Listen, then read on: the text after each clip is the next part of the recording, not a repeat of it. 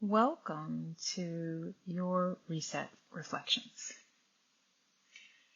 So a lot of the conversations I have with people out in the world on a daily inspire greatly the perspectives I choose to share here. And one that's coming up a lot lately is the process of beginning. So when you listen to these perspectives, it can be really helpful if you actually engage with what I'm saying on a personal level. That is, if it resonates with you. To see how you identify with what I'm sharing with you and see how you can apply it to your own life and explore and experiment the results. And obviously, for me to hear back from you in some shape or form is great because it gives me input into the added value this is actually bringing into people's lives. So if you just take a moment and think about your own life, your relationship to yourself, your relationship to the world, and any aspect of your life, is there anything that you would love to start? Whatever that may be for you. It could be absolutely anything. There's something you would like to start, and yet you notice you keep putting it off. So just take a moment, reflect. What is it I keep putting off that I would like to begin? Then you can ask yourself, well, what's stopping me? What's in the way?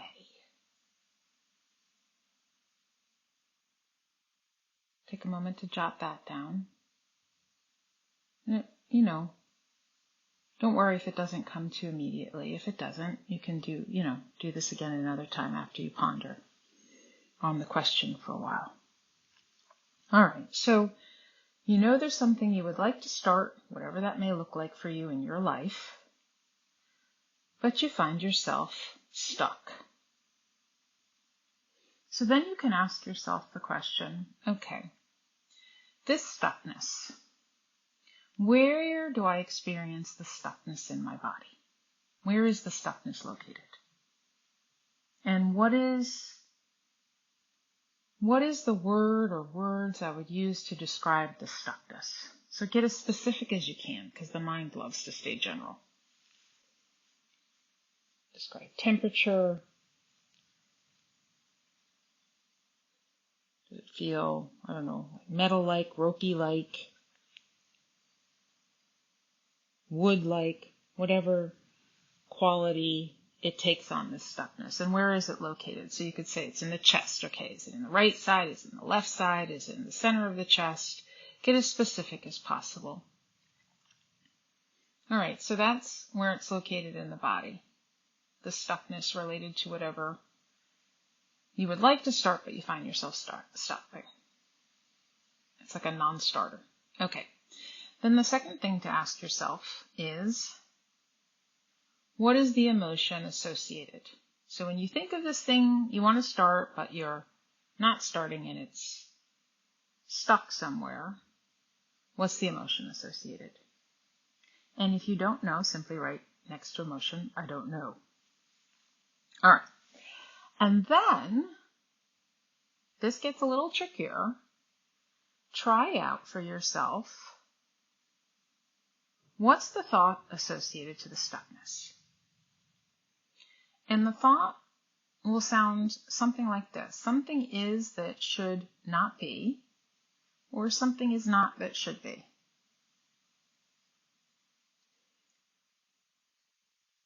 So see if you can identify the thought as to how you are justifying to yourself why you're not starting. What's stopping you? Your mind will come up with something. Just jot it down. And that's your starting point. That's your starting point of getting curious. So we're not saying not starting is bad, but if there are things you'd like to do in your life and you're not doing them, it could be useful to ask yourself, What's stopping me? And get curious about that and the experience of that. So we use some basic levels of experience. Now, sometimes people don't start because just the idea of taking on something new creates overwhelm. You may feel like, I don't have the energy, or I don't have the time, or I don't have the money, or I don't have the resources. Or you may doubt that you're capable. So often overwhelm, not feeling enough, not feeling like you have enough something is a stopper. So what you could try on, if you'd like, is rather than looking at the end goal, I don't know, perhaps you want to learn a language. Perhaps you want to learn to do something new in the kitchen. Perhaps there's some area within your marriage you would like to take a look at. Perhaps you would like to begin to explore your body, whatever it may be for you. I gave random examples here just from life. So it may sound similar to that, it may not. Don't worry about that. The point is rather than thinking of the end game, what it should look like, what it should feel like, whatever picture you have in your mind of the end game, the result, try on asking yourself, if I were to actually start, what's a baby step I could take towards starting? So it may be having a conversation. It may be getting online and doing some research. It may be speaking to a particular person. It may be reading up on something that could help inform your decision. What's a small baby step I could take towards eventually beginning?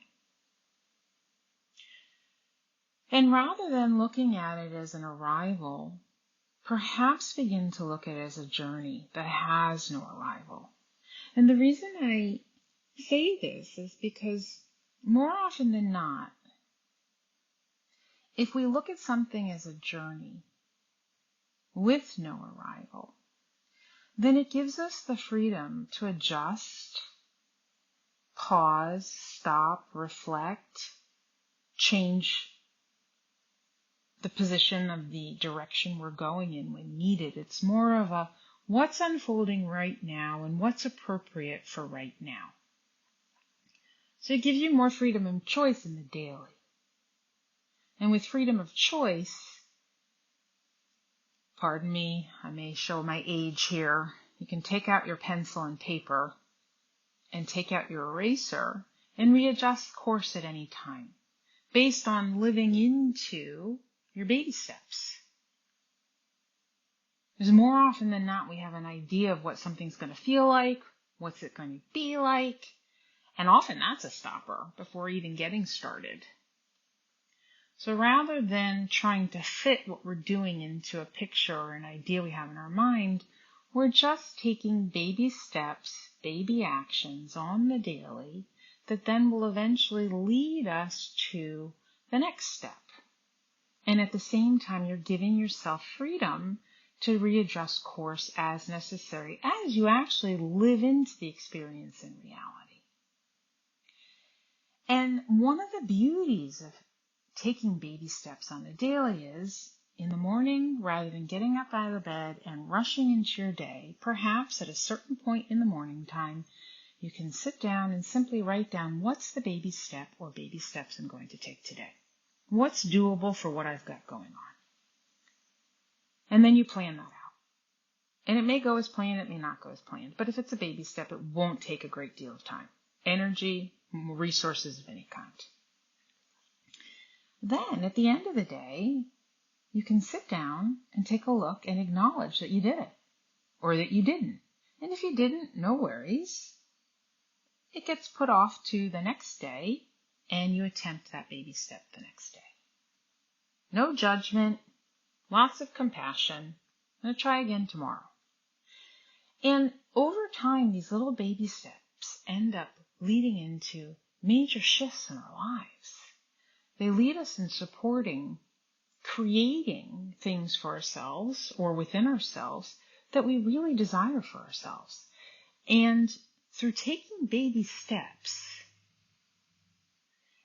as you begin to experience the shift, it won't be a shocker. It won't be a big change because it's come in small doses.